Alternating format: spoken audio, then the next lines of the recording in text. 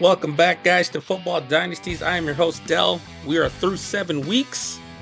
Pretty crazy that the season is going by so quickly. Week 8. This is going to be Waiver Wire edition. Again, if you're new to the channel, new to the podcast, we're going to do a redraft waiver wire and a dynasty waiver wire. Let's get it kicked off with the redraft. All right, so more than likely, Brandon Ayuk's injury is going to impact this week's waiver wire.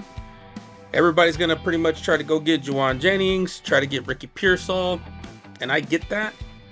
Juwan Jennings, just keep a eye out. He is injured. There is no telling whether or not he's actually playing this week.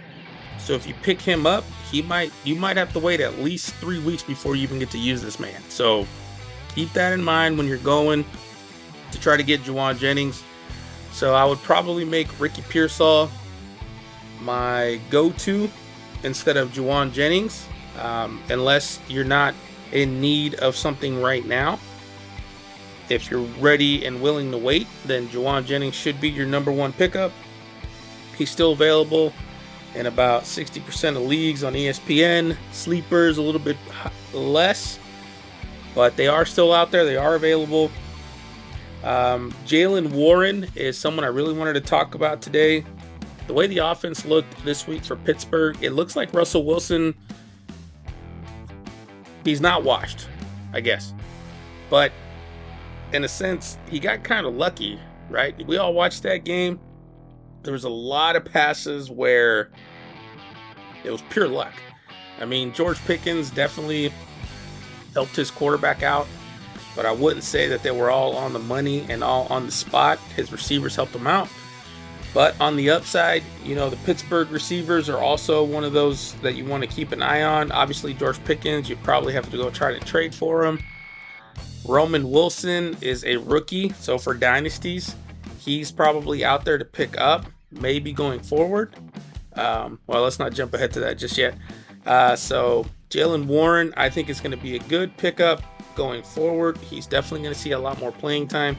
His touches are going to increase. He'll be their running back there next season as well.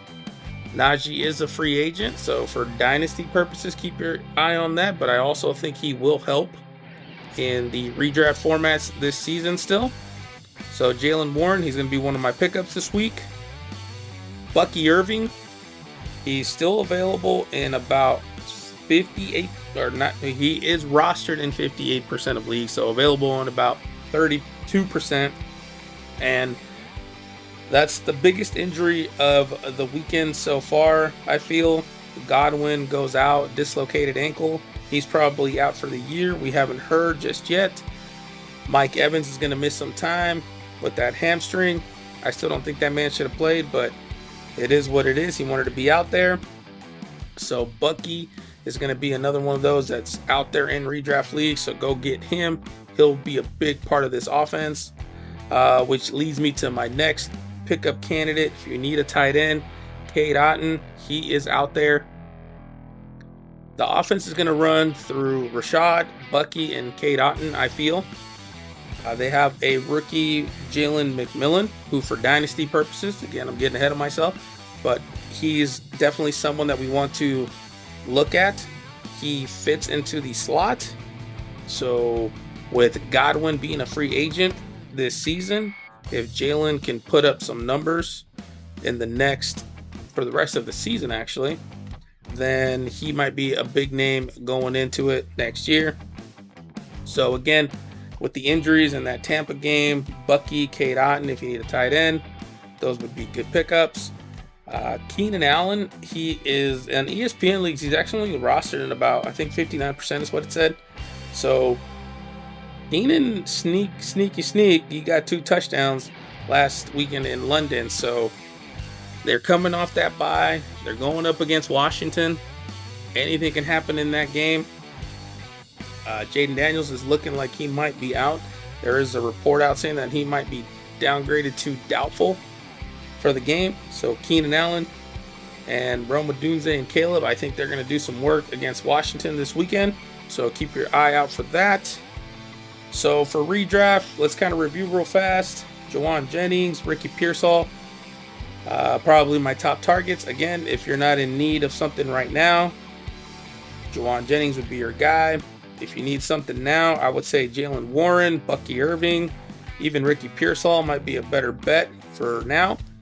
But if Jauan Jennings does play this week, they do have a bye next week, so that may help you out. Keenan Allen, Cade Otton, those are names that I want you guys to be looking for.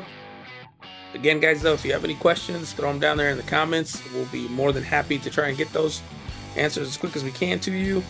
Let's move on to the Dynasty edition of our waiver wire. So for Dynasty, kind of a repeat of a little bit of a redraft. Ricky Pearsall, he is a rookie, so he's probably my #1 target. Depending on what type of format, depending on how deep your bench is, he may or may not be on the waiver wire. Most sleeper leagues, he's rostered in between 70 to 80%, depending on your format. But he is definitely going to be someone that we want to look for Dynasty. The Browns, Cedric Tillman, he had himself a game, 12 targets, and 18 points. He put up 18 points for fantasy. So, hey, they traded away Amari. Only thing they got going on is Jerry Jeudy, Elijah Moore, and Njoku. Tillman looked really good coming out of the slot this week, so look for him going forward as well. And the one name that I mentioned earlier in our redraft edition was Jalen McMillan, the Buccaneers rookie wide receiver. Again, Godwin is a free agent, so we may have seen the last of Chris Godwin with Tampa Bay. If Jalen McMillan can put up some points for the rest of the season, he's definitely a slot guy. He fits into that mold. So he's one guy that you want to keep your eye out for Dynasty. And I think it's time we start talking about Rashad Bateman. He is out there in over 70% of leagues, and he is available. As of late, Lamar has kind of gone to him. It's been a split. He's out there about 70% of snaps. Between him and Zay Flowers, I think it's going to be their offense over the air. Mark Andrews is coming alive in the red zone.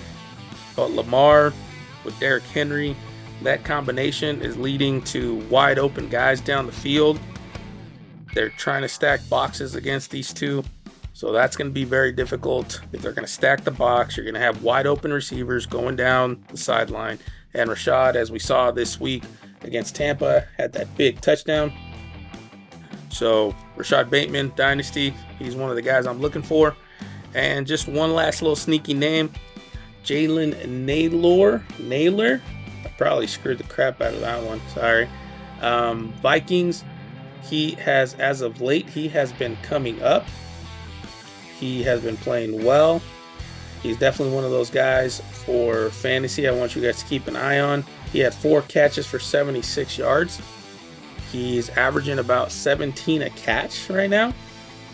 He's only kind of started going up lately in the last few games. So targets wise, he has increased a little bit.